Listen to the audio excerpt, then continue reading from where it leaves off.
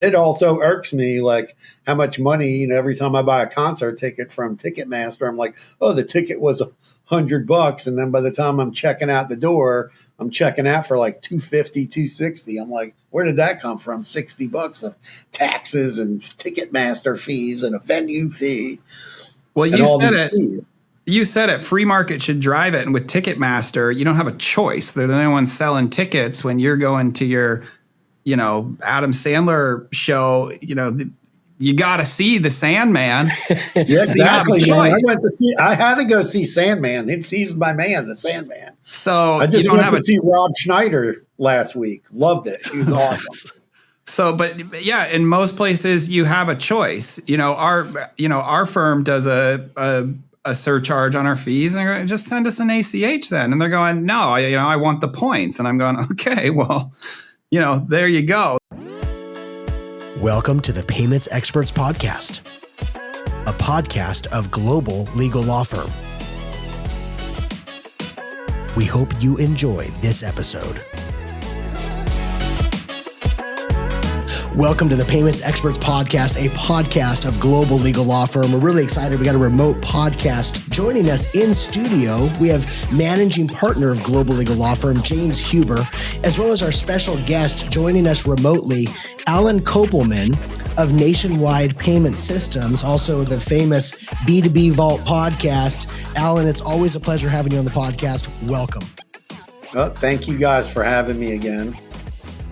I think this is my third or fourth time on. So. It sure is. I know we got to get you a jacket.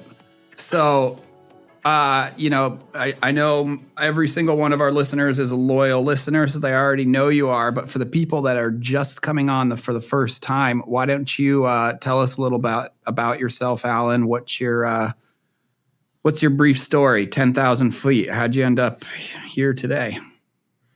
So started Nationwide Payment Systems in 2001. So we're 25 years into the payments space.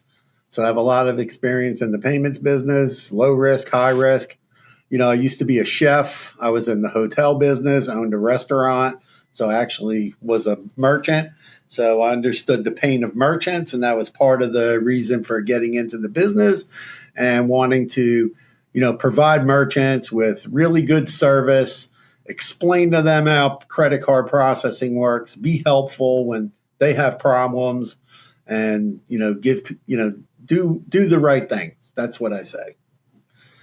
Love it. And that's what we're all about, and I started my podcast about 3 years ago, B2B Vault. One big accomplishment has been in the last couple of months, we're in the top 100 on Apple Podcasts for entrepreneurship, which is exciting that we're actually in the top 100 on Apple Podcasts. So I'm happy about that. That's impressive. 2026. Yeah, thank you. Yeah, what's our rank, Jeremy? That makes me very curious, James. I'll have to find out after this podcast now. I do not know. We're coming for you, Alan. Actually, your podcast is quite different than ours.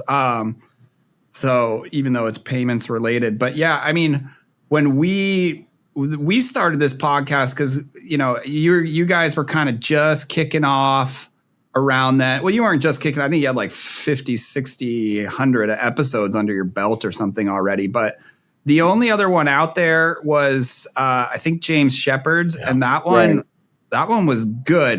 But it didn't go into the stuff that we like to talk about, which is what we do, which is, kicking ass and shaking up the payments industry and, changing things up and helping our clients out. But there's just not a lot of content out there. And I've noticed, top 100, that's great. Jeremy's checking our rank right now. We're hoping that we're above that. But when I go around now to the trade shows, I'm no longer the biggest, baddest fucking payments attorney out there. I'm now the guy from the podcast.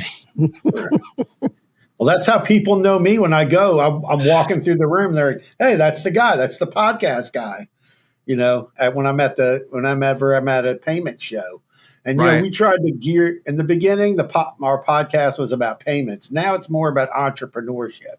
So we do touch on payments, but we do talk more about business, things that concern business owners, and and try to bring on guests that are experts in different areas of what you need to deal with as a business owner and not just solely be focused on payments. I'm hoping, Alan, that James will become known as the badass podcast host. Well, that was my thing. Yeah, when I would go around, I would have people, like, oh, yeah, great, there you are. And then I have people running the other way because they're going, don't get near that guy. But now no one's scared anymore.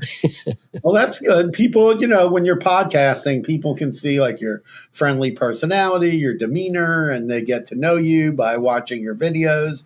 And they go, this person, you want to come off as approachable. And that's what's important to to be approachable. Not for me. No, I want to be, I want my bulldog personality to come across that, is a bit of an act, but it's our effective act in litigation of, we're going to coming to cut you down. I get that part, but you don't want to scare customers away.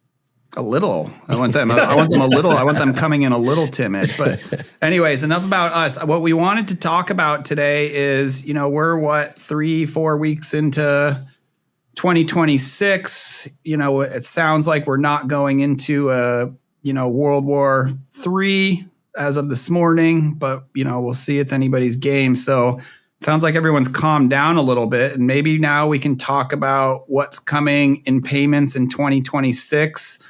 I don't really want to talk about the, credit card cap that's coming, because that's not coming. The credit card cap fee, I think the new CCA bill, maybe we can talk a little bit about. I mean, we can touch on either one of those if you want to just go, this the one's CCA bill. I mean, I just don't, when I look at that, and you had a guest on your show recently, Victoria, and she's in the EU, and I just interviewed her for an upcoming episode.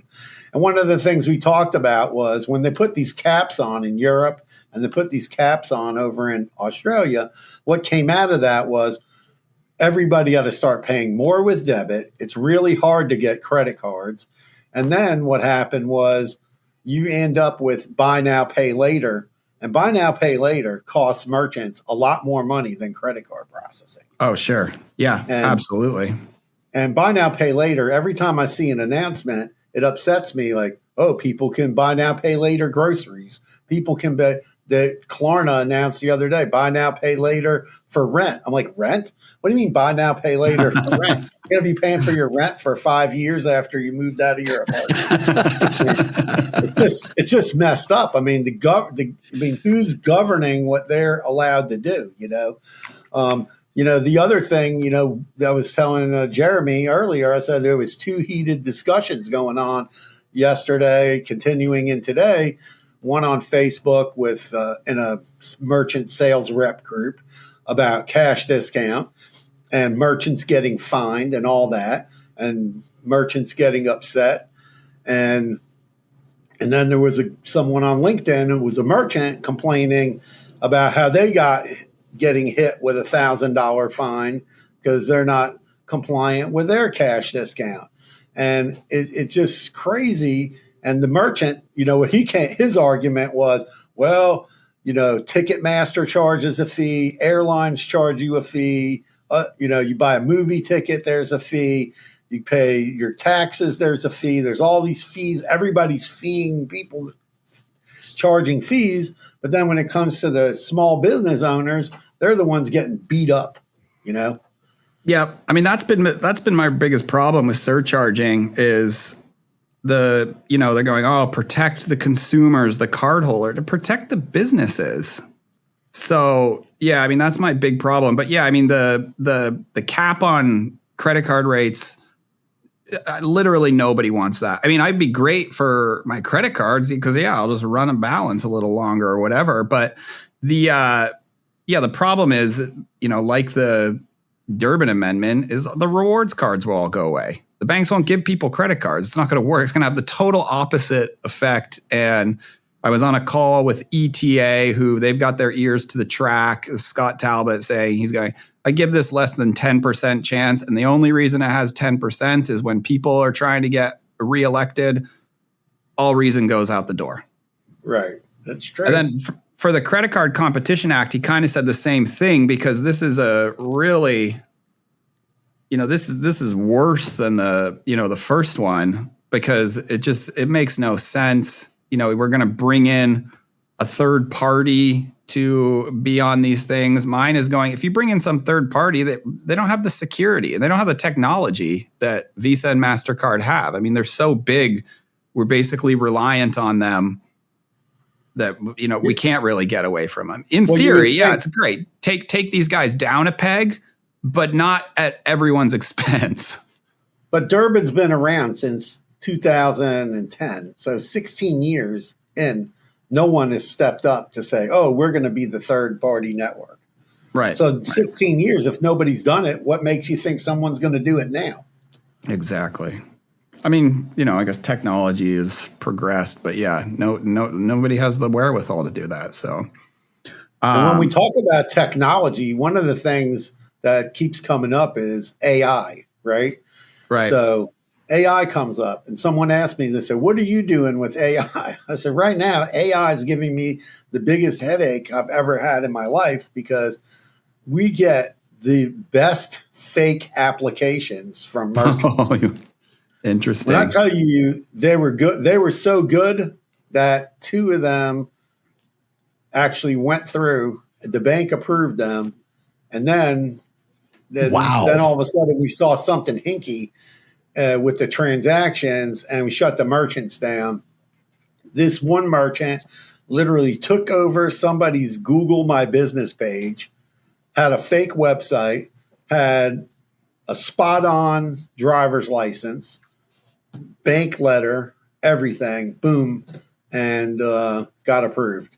And nice. Now, we're checking like everything that comes in. Yesterday we had one, and the guy's driver's license, we put it in ChatGPT. They said it was fake. Then we looked up, we went further than we usually do, looked up the business license, and there was the business had no business license and whatever. We can't board these people. We can't even move forward. But the amount of fraud, if you're automatically boarding people, you're not going to be able to spot all that. I think it's interesting. You said AI is your worst enemy, but you're using AI to combat AI. Yeah, but the machines are fighting each other. Really? Yeah. Well, you can't go on ChatGPT and like upload your driver's license and go, okay, change my name from James Huber to Alan Kopelman. It won't do it. It won't do stuff like that. It's unethical. He's tried. He's tried. Clearly. I did try to do it. And also they don't save any PDFs that you upload anymore. So you can't upload a PDF and then go back and want to work on it again. Once you close the window out, they delete the PDF. But there must be using like Chinese AI or something from outside the U.S. to make these fake documents, because there's just tons of fake documents out there. Yeah, and it's going to be hard on the credit card processors. I mean, probably Stripe, Square, and PayPal, and those guys are going to get they're just going to get ripped a new one with this kind of stuff. That's really interesting. I hadn't thought of that. The war that they can put to get past, because we see it all the time in our line of work of these big blowout accounts, and we're going after the affiliate or the marketer or whoever who put them all together. But yeah, they got a war chest now. So yeah, I could see that being a huge issue, like you said, for those big acquirers. But then, yeah, for the guys your size and bigger and smaller, yeah, you better be on the lookout, because you're going to have a human looking at this, certainly, because the AI can trick AI. It can trick itself probably even easier than a human, I would think. Yeah, and I think we're going to see also this year, I think we're going to see a lot more scrutiny on the businesses who sell regulated or an unregulated type of business situations, high risk niche type of businesses. You're going to see a lot more scrutiny from the underwriters on these businesses. And why do you think that? Because we're already seeing it now, where banks are like, okay, you have a new merchant selling CBD. If they have more than 50 products, we don't even want to look at the website. Wow. Things like that. They don't want to look at it. They don't want to take the time to go through all the COAs. you guys had somebody on your podcast, Noah Fitzgerald. I had him on my podcast. Incredible. I wish them the best of luck. Hopefully they can get some kind of blessing from Visa so that there can be some compliance forced upon these merchants by the ISOs to make sure these people have credible products on their site, because it's just getting really hard to get merchants approved, Nutra merchants, even somebody selling a food product or things like that, because they want to check all the labels now on everything. And that's also an AI thing, because how can they manipulate the labels or manipulate a PDF document with AI? I've always thought that with the COAs. I'm going, this is a scanned PDF. Going, oh, look, the THC is lower. How do you validate that just didn't, They contact the labs. They literally, some ISOs, it takes forever to get these people approved because they see the lab name on there. They're calling the lab. Hey, we want to verify you sold this CBD to James Huber CBD company, blah, blah, blah.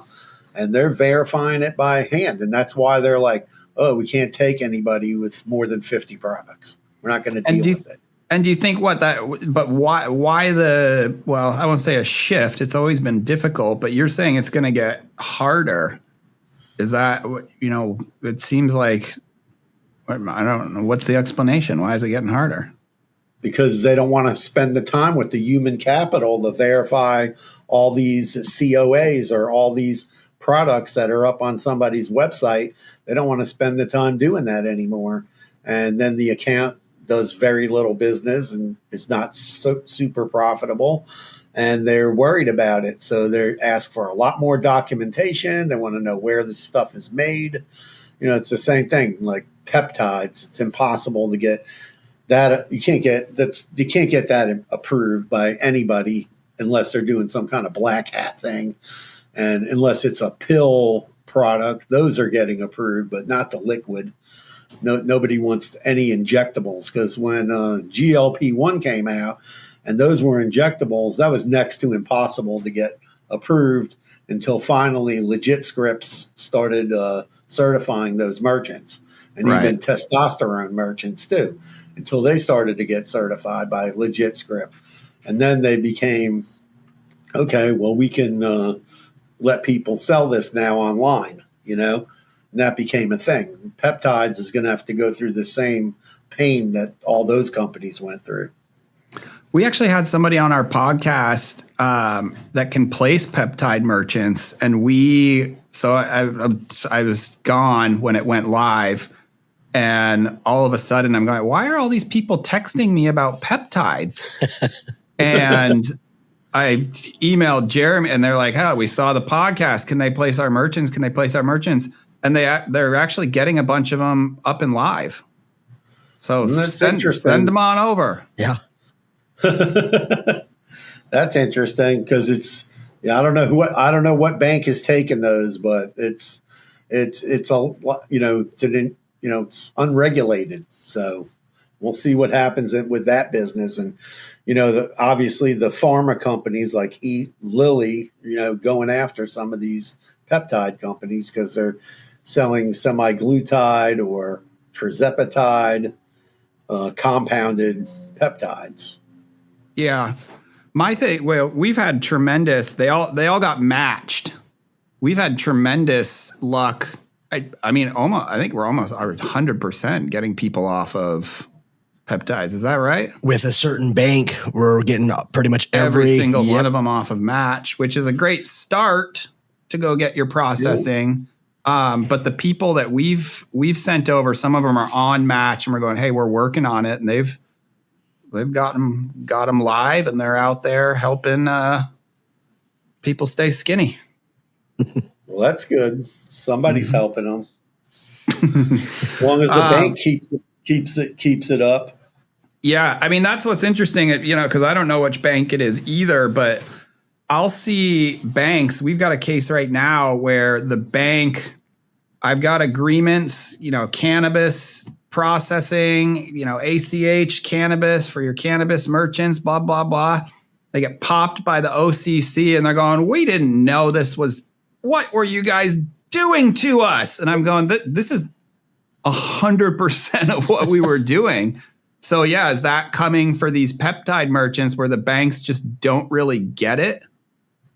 I don't know, because I think this bank was sitting there going, oh, if it's state legal, yeah, we'll just do it. It's fine. It's a preemption issue. They're going, no, you guys forgot who you're regulated by. Right. So yeah, there's quite a few companies that have contacted me recently doing pay by bank for cannabis businesses. So, and they're trying to get into other industries too, and it's all pay by bank, and they say they're using state banks to settle the transactions, and they can only work in certain states. So that's going to be interesting for us to start looking into after we get through January and close out 2025. Yeah, I mean, when I saw that product come, I thought, oh, great. But then I thought about the people going, I guess I had a client who was all excited. I've got, ACH. All you have to do is you go in and you click some buttons. But then the problem is people don't want to use it because they don't want to go log into their bank account. Right. At a drug dealer's house. So, it's like, oh, here, I go over to the guy's house and, he's got his lava lamps and stuff. And he's like, yeah, here, just use my laptop and log into your bank and, just send me the money. It's not, I guess that's the problem. Maybe they're just paranoid. I don't know why, but so, I mean, that seems to be a challenge there. But yeah, what do you think is going to happen with cannabis processing? Cannabis? I have no idea. It's all up in the air. I know Trump changed some stuff around, but Congress has to do something. I mean, at some point in time, they got to turn on the credit cards for that. The government's missing probably a ton of income from taxing all the money being made in cannabis. So at some point, they've got to do something with cannabis. Yeah, they've got to do something. I mean, the hemp is now, this criminal thing. What do you think is going to happen with hemp? Are they going to work a deal out for those guys? I hope so, because, I mean, I wrote an article about it, and, and on the low side, you're talking hundreds of thousands of businesses that are selling hemp and CBD products in retail stores. I mean, today you look at where can you buy CBD? Everywhere, grocery store, drug stores, the corner store, every single smoke shop, bars, all over the place. It's everywhere. I mean, you're just going to rip this whole product out, and then also all the CBD drinks that are out there, right. and even some of the alcohol companies started making CBD beverages. Some of the beer companies started making their own CBD beverages. Yep. So beer and CBD. Yeah. Double. Well, they're not beer and CBD. They're just have CBD in it with like some kind of, lemon flavor, kind of like those wine spritzers, Well, yeah. I mean, you go to the grocery store here and, there's CBD everything. So yeah, it's going to be a challenge. Well, Alan, thanks for coming in, or virtually coming in. It's always a pleasure, and we'll hopefully see you soon and get you your fifth timer jacket. All right. Well, hopefully you guys come to the SEAA. We can get together at the SEAA. Yeah, we are coming to that one. Yep. Oh, maybe we should do a breakout session together. There we go. Let's go. Sounds great. Hey, Alan, how can people watching right now find NPS1? Should you send them over to nationwidepaymentsystems.com, or where do you want them to go? They can go to nationwidepaymentsystems.com. You can also Google up Get NPS1. It'll take you to our site also. And you can find me on LinkedIn, Alan Kopelman on LinkedIn. And you can follow the podcast wherever you listen to podcasts, B2B Vault, and listen to our discussions about business, entrepreneurship, payments, and all types of things that affect business owners. Yep. And you can find you trolling the Facebook group chats too. Yeah, once in a while I get in there. I love seeing you in there. Thank you for listening to this episode of the Payments Experts Podcast, a podcast of Global Legal Law Firm. Visit us online today at globallegallawfirm.com. matters discussed are all opinions and do not constitute legal advice. All events or likeness to real people and events is a coincidence.